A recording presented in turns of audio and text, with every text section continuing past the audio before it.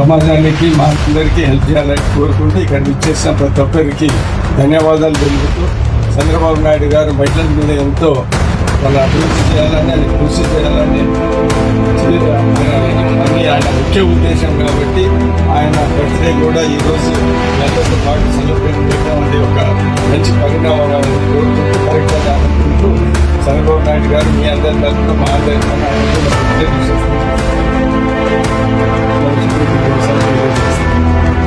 ఈరోజు 5G అంటే technology use చేస్తూ ఉన్నారు.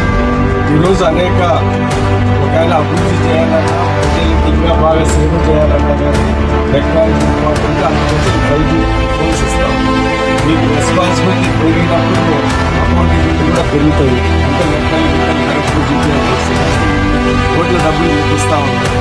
అందుకని సో ఈరోజు ఇంకా చెప్పారు